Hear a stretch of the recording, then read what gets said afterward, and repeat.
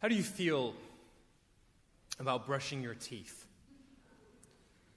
Is this something that you do automatically, twice a day, maybe more? I imagine for most of us, brushing our teeth is something that comes to us automatically.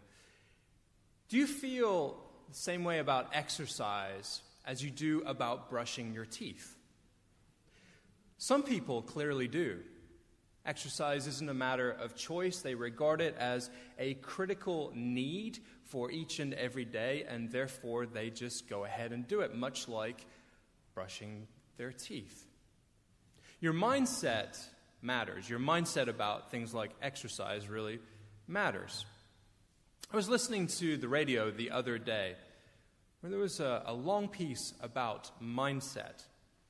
I heard the author of a book called Mindset, Stanford professor Carol Dweck, talking about her experience when she was a student many years ago in 6th grade. 6th grade for Dr. Dweck was a constant panic. The reason for that is because the teacher had organized the classroom according to IQ. The student immediately to the teacher's right had the highest IQ in the class, and it was ordered like that the rest of the way down. Dweck was in a constant panic, wondering if she would always live up to her rating, if she would always live up to her score. She recalls a time when a new student came into the classroom, and she immediately wondered if that student would move higher up in the pecking order than she currently was. Where would that leave her? The other children at the back of the class, they were in essence told that their place in life, their station in life was fixed. How do you overcome something like IQ? Of course, you're always going to be in a particular spot in the class. How can you tackle new challenges or expand your repertoire if you already know or if you have already been told exactly what you're capable of? Then I took a shot to the stomach as I listened to Dweck talk. She said, "You should never, ever tell your children that they are smart." What?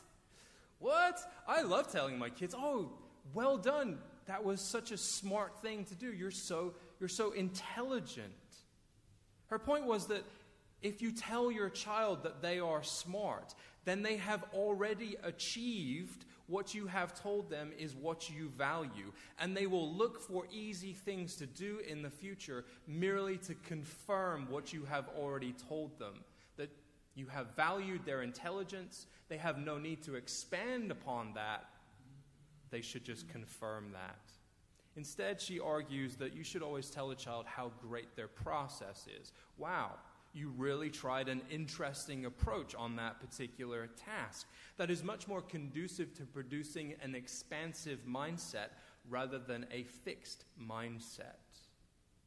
If you tell your child, "I am so proud of you right now," all they will do is ask, "Why is it that you're proud of me right now? And how can I in the future make you proud?" rather than try my best. Mindset matters. In the same radio program, they were talking about combating difficult health problems around the world. That combating health problems is not just a matter of medicine, it is a matter of mindset. In a lot of places, medicine is available, yet behavior never changes. But guinea worm in West Africa has nearly been eradicated now. Why is that? When someone is infected with guinea worm, the first thing that they want to do is to take their body to a lake or a cool river and put the infected part of their body in that lake or that river to cool off because the infected site feels like it is burning. If you head to the lake or to the river, what happens is the worm releases its larvae into the water. How that happens is incredibly grotesque. Never mind that. Curing guinea worm did not necessarily take any medicine to eradicate it. It was a particular mindset that allowed practices to change. Medicine has not necessarily been improved. Mindset has been altered. Is there such a thing as a spiritual mindset? Many of us wish for better outcomes from our spiritual lives. We know God isn't a magician, but wouldn't it be nice to have a few shooting stars every now and then just for us to confirm that we are indeed called, special, loved? How about a particular sickness that we would like to go away? Or our mourning to be turned into laughing? How about a much more intimate prayer life or a far greater understanding of the Scriptures? Wouldn't most of us like to appear enlightened? Some folks say to me every now and then, look, I know you're kind of in with the big guy, so could you call one in for me? Oh, sure, I'd love to do that. There's a great deal of competition that exists for my priorities, and I know there is for you too. Jesus had taught a particular mindset earlier in the 9th chapter of Luke's Gospel. Unfortunately, the disciples have not learned anything from that. As you can see in the summary in your bulletins for today, Jesus was transfigured, and a number of the disciples were there with him. They got to participate in the glory of his oneness with God. The disciples are able to experience Jesus healing a young and sick boy, only for them to then have an argument about which one of them was the greatest disciple of them all. So in response to that, Jesus tells them that they need to take on the mindset of a young child. They need to become like the least of these, he says, to become like a child in joy and in innocence. And then in our reading, his words actually become true in another way. Yeah, sure, the disciples, they'll behave like children. Do you want us to rain down fire from heaven and consume them? Jesus tells the disciples that if you want to be a great disciple, you must change your behavior. You must change your mindset. And then here come James and John, the ones whom Jesus would call the sons of thunder. Now you know why. Looking to rain down fire from heaven. The words of Jesus are about priorities. Surely these concerns that people raise, they're very legitimate concerns. I mean, let the dead bury their own dead? Who says that? Surely Jesus is trying to make a point at this point with the disciples. That he's tried to change their behavior and the mindset, and it hasn't worked. That he's getting desperate.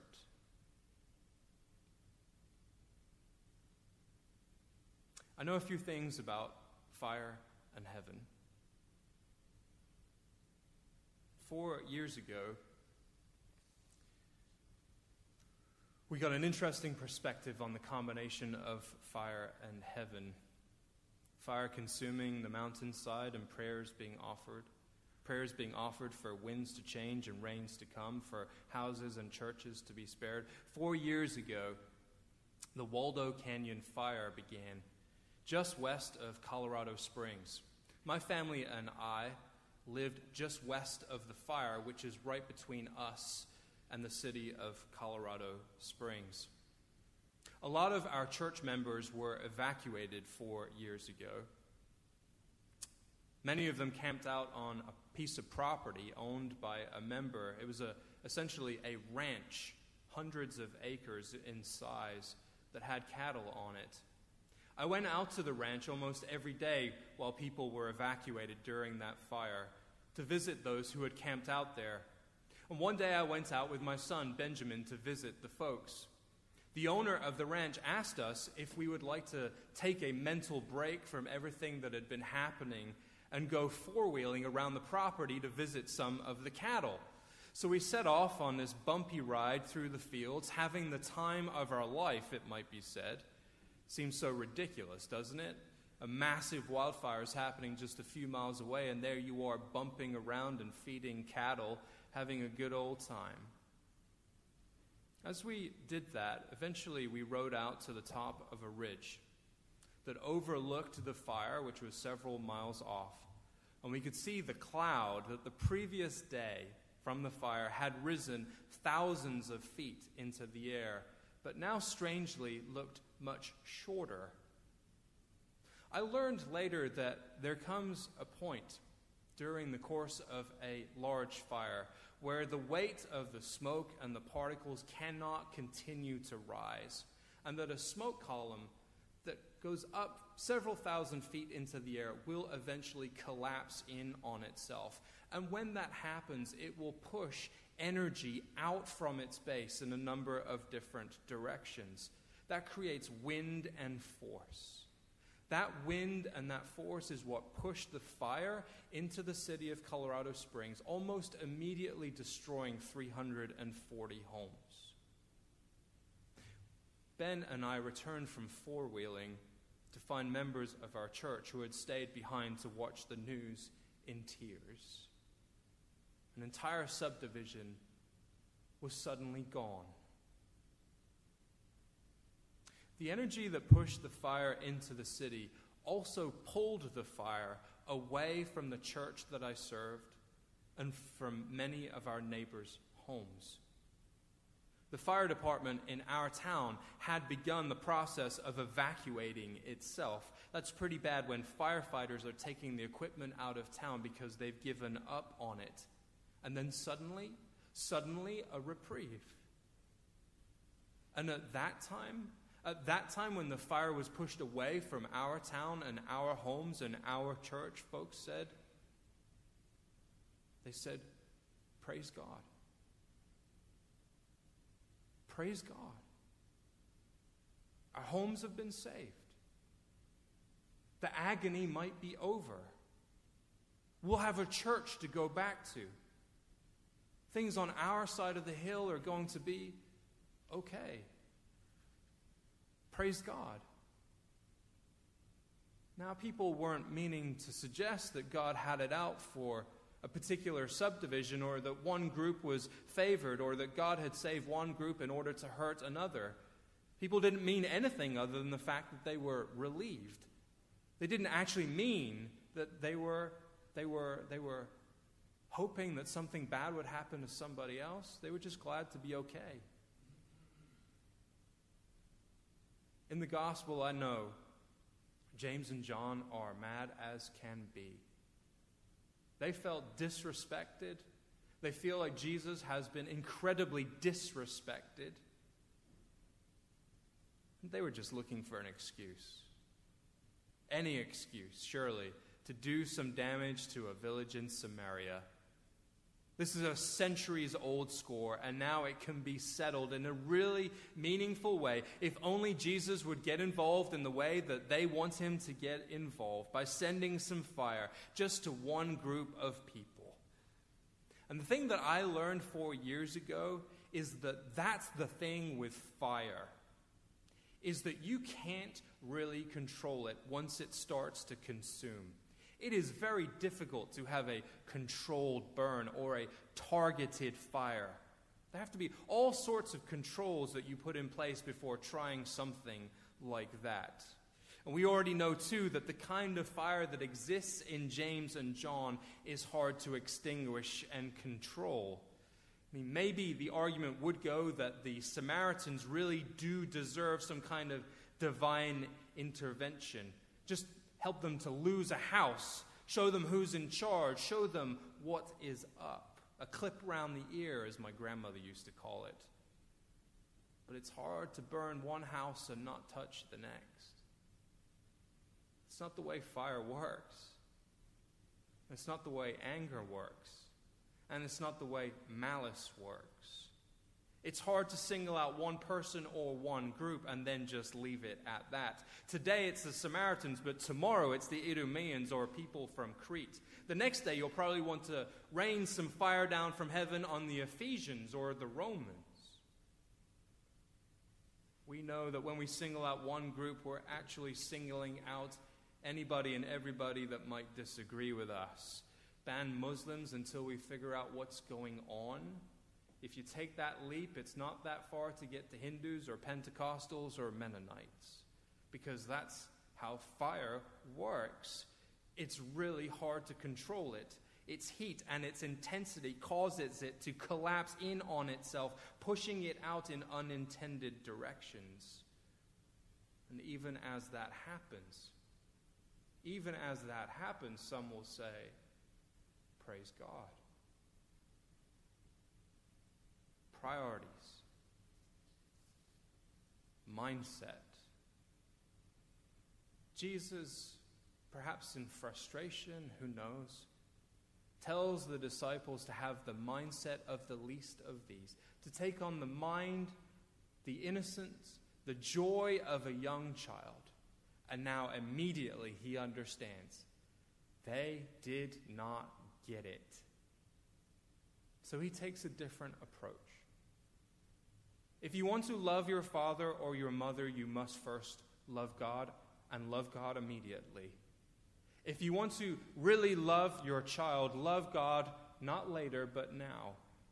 If you want to get things right with your spirituality, it requires immediate attention and intention. If you want to love your neighbor, first you must love the creator of that neighbor. If you want to do mission work or outreach work, let it be guided by the maker of heaven and earth.